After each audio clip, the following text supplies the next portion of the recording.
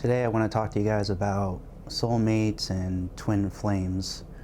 I want to warn you, the title is not clickbait. I'm about to tell you something I've never seen anybody else talk about. Maybe it's out there, I just haven't come across it. Sorry if there's a lot of pauses and ands and ums and stuff in the videos. I don't write a script. I don't rehearse or anything. I just let it come out. Have an idea, just let it come out however it comes out. So when it comes to this whole concept of twin flames and soulmates and stuff, the stuff you see out there is mostly tailored towards the female audience, and it's from people that do, tarot and astrology and stuff like that, psychics. And this conversation will obviously come up a lot. A lot of people would like to have someone that they meet that they have this, deep, intense connection with that seems out of this world, or once in a lifetime, or something that not everybody experiences. And I think that's a beautiful thing. I would like that too. But the issue is the approach and how this actually plays out. I just want to start off by also saying I don't like the whole term "my person," which has been used a lot all of a sudden, like very possessive, like this is my person. What the fuck is that? So one thing you have to keep in mind is we're talking about something spiritual through a physical lens, and because of that there's going to be some complications and issues that you're going to run into. So a lot of times what happens is if you do try to increase your vibration, you'll notice you can start to connect to people more in general. This isn't like a soulmate thing or anything. It's just you have that love and empathy within you that you're just able to connect with people in general more. And at some point you might meet somebody who vibrates at a similar frequency, so to speak, and you meet this person and you're like, holy cow, everything is different with this person. There's all this synchronicity, and we get along so well, and everything seems perfect, and there's the two people with the little light, and oh my god, that's amazing. Here's the issue. We're in the material world, so you can meet somebody like this, but they might be married to someone else. They might be the same gender and you're not gay, so maybe this just turns into like a best friend kind of thing, which is also great. Maybe you meet them, you have this connection, everything, but they just aren't romantically interested. Maybe you don't look the way they want. Maybe you don't you don't have the financial security they want, or maybe I don't know, maybe it's something else. There's some other hang-up. So what can happen is you meet this person and you're like, holy cow, this is it. Like, this is what I've been waiting for. This is the moment. And you run into an issue of attachment. Now you're attached to this person specifically, and not the frequency you're vibrating at, basically. So you basically end up getting dragged down, and you're making it about the person, and it's not about the person. So when you meet somebody like this and they can't reciprocate the way you want and give you that full experience, now you might start to crash out or something. And if you weren't so focused on the person, maybe it turns into a beautiful friendship, but you say, hey, I love this person, it's just not necessarily romantic or whatever, and eventually you meet somebody else that also is on that same, level, or maybe even higher. Oh, you nerfed yourself. You were focused on this person, and you missed out on this person. Many such cases. Or maybe you meet the right person at the wrong time, and things change at some point, and then it does manifest. It's just not the way you want, not as fast as you want. Maybe it's a little messy. The whole point is you don't want to attach to the outcome, because you're going to have all these fantasies playing in your head of, oh, it could go this way, it could go that way, it could go this way, and then when it starts to not do that, you spaz the fuck out. And then you're cutting yourself off, and like I said, you might miss out on something else. And it's not my person, it's not a soulmate, it's not a twin flame, it's soulmates with an S. There's just gonna be a group of people on this planet that you are more compatible with than others, but it's not a singular person. And within that range, it may move a little bit, but to the point where it, probably doesn't even matter. Like, oh, maybe you're a smidge more compatible with this person or this person, but it doesn't, they're all in the same range. It doesn't matter, that much. Is there maybe one person who, is a little bit more, you're more compatible with than the others? Sure, maybe, but who cares? Not a big deal. I recently had to deal with this. I went through what I'm now calling like a second rebirth, because I've had these like death and rebirths a few times in my life, and each time I come out the other end, I'm a little bit different.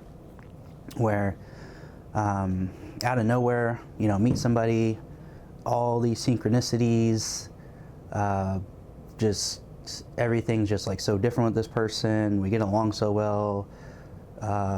Everything's, everything just seems perfect.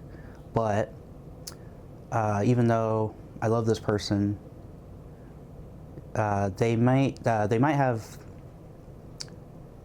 feelings for me in a sense, but they're not like necessarily romantic. So even though I can tell that they do like me and care about me and stuff, it didn't manifest or translate the way I wanted to as of yet. It could change in the future, probably not, but I had to basically let go. And like I said, I still like love them, and I love being around them, I love talking to them, and all that, but I had to not be attached to the outcome and just accept it for how it is. I think it's still nice that I found out I was able to even feel something for someone at this point, because I went through like a long period of time where I just didn't. I would date and stuff and just not really feel anything. I was just kind of doing it to do it, and I know that's not fair to the other person, but I was just trying. Maybe it's like maybe over time, you might develop something or whatever, but basically I had to learn to like love and let go in a sense. And like I said, maybe in the future I meet somebody else who I jive with even more, or to the same level, and things kind of go that way, or maybe things change in the future with this other person. But at the end of the day, I'm not attached to the outcome anymore, so I'm able to love freely without having constrictions on it and expectations, and it's got to be this way and it's got to look like this. And it's so liberating, because if this was me in the past, I would have just let the situation drag me down and just burn me. It's like, oh, why is it that everything seems like it lines up perfectly, but it's not, manifesting the way I want. I start, becoming like self-destructive and things like that. But, now I'm just, it is what it is. And you might have the same thing, happen on your end, where maybe you find somebody with this, great connection with and stuff, but maybe, there's physical or material world hangups on your end. Maybe for you, you're just like, man, like everything seems perfect with this person, but, maybe they're not, what you pictured or whatever. I think the important thing on your end in those cases is to make sure that you're clear, you're communicating clearly, and you're not just leading someone on, because I've seen this happen a lot too, where they recognize a connection, but it's not, they don't have those romantic feelings, so then they just kind of like keep somebody around as like a backup plan, or like a source of emotional support and stuff, and they're not making it clear, they're not communicating clearly that, this is just a friendship and it will never be anything else. They'll kind of like toe the line a little bit, so the other party continues to like chase and hang around and hope things will change in the future, which is very mean and evil and selfish. There are people out there that they want to keep as many options as possible, and so they'll just keep people around, and they'll keep playing games and stuff to try to always have options in case it doesn't work out plan A, I got plan B, I got plan C, I got plan D, I got all these things lined up. It's just, man, I don't understand how, like mentally, how you, like, why you would want to juggle all that. It just sounds like a pain in the ass to me. And if you catch yourself on the other end of that, where you find, what you think you're looking for, and they're just not reciprocating, if you can't hang and you just need to like separate yourself from that person, like, don't feel ashamed. Like, you got to do what's best for you. So if mentally you're going through a tough time and you're just like, it hurts you to be around this person, you just separate. Like, separate once you calm down a little bit, reflect, and then go out again, or go back out in the world and try to learn from it as best you can. Because like I said, what you don't want to do is, you don't want to be chasing something, you're chasing a phantom of something that maybe exists in a different reality, but it doesn't exist in this one. Because if you do that, you might be cutting yourself off from maybe something even better, or something even smoother, where you don't have these hurdles and you're not trying to win them over and stuff. And to be honest, it's either they're into you or you're not. This whole win somebody over time thing, it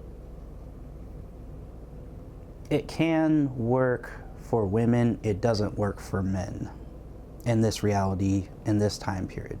It was maybe different in the past, but with the way things are, the access your average woman has to men on with dating apps and social media and stuff is just unnatural, and it's, and the material world is so distracting, so it's so easy to get caught up in things that don't actually matter. So they're like, oh yeah, he's great and all, but he's not this or that, and then they go on the dating apps and they have 100 dudes who check whatever boxes they're looking for, and it's really easy to get distracted by that, and you don't want to be in that position. On the other end, for like women, me personally, there's been women who I initially wasn't attracted to, and I got to know them slowly over time, and then attraction does build, just because of who they are as a person, and I realize I love being around them and stuff like that. And then I've had the opposite happen so many times, where I find a woman, I'm like, oh, she's attractive, I spend some time around her, get to know her, And I'm like, yeah, no, the attraction kind of goes away because it was just physical, and I got to know their personality, and it just wasn't for me.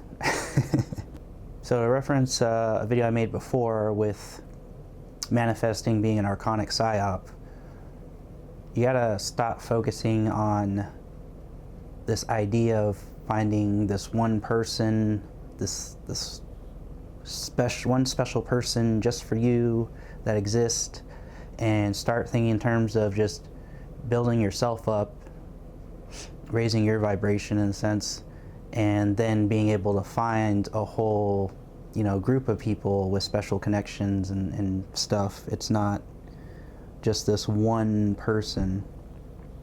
And I feel like that's what a lot of the people that are in this spiritual community push for. I'm not saying it's easy. It's definitely hard. It's definitely something you have to work at your whole life. Even for me, I said I had the second awakening, and I was dealing with, someone I'm in love with that isn't reciprocating in the way I'd like. It, still stings a little bit here and there at certain times and stuff, but it's not affecting my whole mental state. It's not affecting my inner world. I've been working really hard on building up my whole inner world, so when things happen externally that don't go my way, it's not impacting me as much. Like I said, there's still an impact, but it's completely different. Like before, I can get obsessive with my thoughts, and I would just kind of think about it all the time, and I'd to the point where I'd feel like nauseous, and I just feel like I'm going crazy. But now I'm just like, it stings a little bit, but I keep keep moving forward, keep doing the things I got to do and stuff, and just accepting things for the way they are, because I believe in my heart of hearts that the future is bright for me, and whether it's with this person or not, it's going to be beautiful. And if it is with them, great. If not, there's probably something better waiting for me behind the corner. And because I'm not attached to this person, I'm leaving myself open to these other potential connections, opportunities that exist in my future. That is how this really works.